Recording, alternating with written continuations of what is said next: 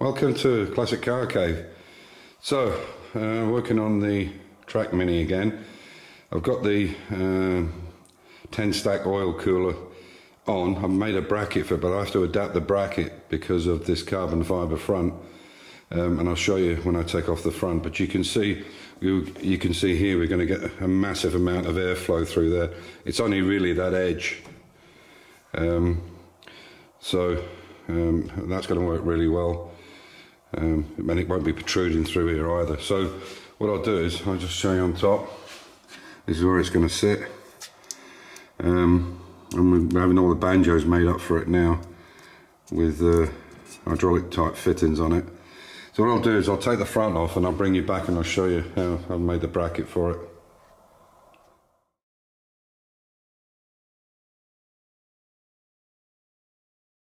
So here's how the XK is getting on. This is just a black line just to check where it needs to be. So this is one complete. You can see now it's all lead loaded in and it's nice up against the body. And we've now started to lead load this wing on the side because the gap was too large. You can see the lead's in there, but it's not finished yet. So we're trying to end up with a gap the same on both sides.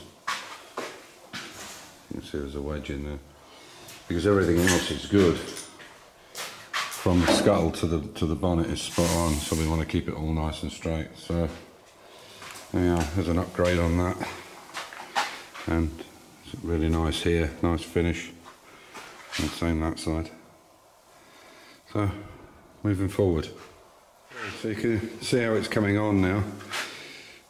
All this is lead loaded down. You can see this nice edge coming in line, and again here on this side, we've put some spray can primer on it just now, just so we can see how it looks. It needs some fine work doing on it, but we're actually getting there. The big problems we've got now is down here on this wing. It's quite badly dented there, and the same here. So we'll get this all done and then see how it looks from there.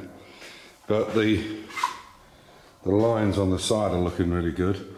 I've got the rubbers now from S&G Barrett in Holland. You can see that's the same outside.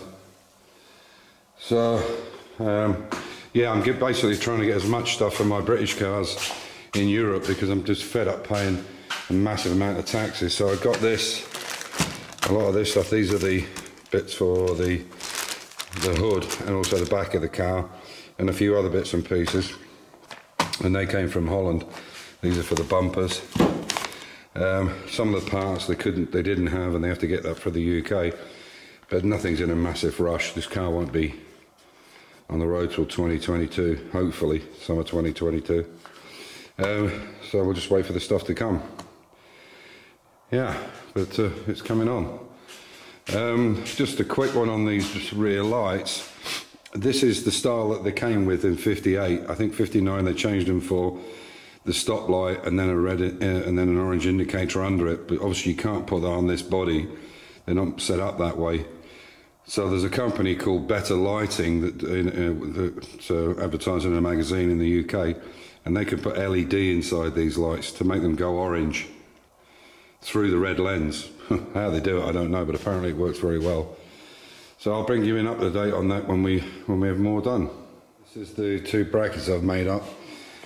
This one goes onto the subframe, and here I've had to chop a little tiny piece out there just to go around that high torque starter, and then again I made a bracket this side which goes down to this extension, which is we tighten this up once it's once the bolts in. We made them tighten that way. Yeah, so it's nice and level. There's a couple of nuts on that side, but there's nothing on this side, and you can see how strong that's going to be. And then of course with the hoses on it, what we are going to do is put a bypass on the top here. So it's basically like the same kind of deal as a thermostat, like you would have here. It'll only open once it gets to 80, 82 degrees. So it'll keep the oil nice and hot. And if it gets over that, it'll bypass through this 10 cool cooler. And the nice thing about this fits lovely right onto the front, so it'll get maximum amount of air through it. Yeah, that's basically how it's going to work. So what I'll do is I'll take this off now, paint it up. These bolts are not even signed up yet, but it just shows you how stiff that's going to be. The problem is I made a bracket and I brought the bracket down here, you can see, and it was on the outside, and this brought this too far out, and it was catching on the front of the carbon fibre front, and the bolt was underneath. It wasn't too bad, but it was catching here where we've laid this in. So that's the way I've got around it, and now it fits properly. You probably recognise these. These are from the headlights, the headlight backing.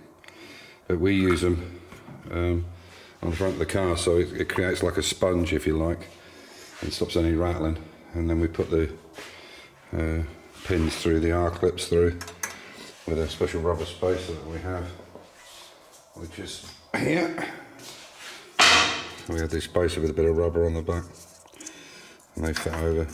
Then you put the R pin straight through there, and it all fits nice. So yeah, what we were going to do originally was take off this filter housing and put a spacer, an aluminium spacer between here. You just need longer bolts to go into the block, and then you can have your oil temperature pickup from there.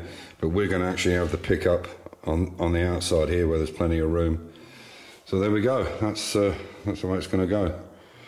And one side of the hose will be crimped, the other sides will have hose clips on them, because the pressure's not that great. Yeah, so what I'll do now is I'll take it all apart, paint it black, or spray it black, and put it back together tomorrow. So that'll be the oil cooler sorted as well. If you're watching for the first time and you're wondering what these are, I made these. These are actually toilet fittings, or fittings for pipe, waste water and so on, and I've made them in such a way that the air comes through there and the air rams through there, and they both go around corners and hook straight into that Weber box there, so all the air is up in the away from the tarmac, so it's nice and clean, and it's as cold as you can get.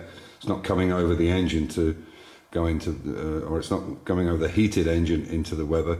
It's nice, it's the coolest air we can get, and it's nice and clean. So that's, whether that actually works, I don't know what speed you need to be going at to get ram air, but I'm sure it's better than it being too hot and dirty from the ground.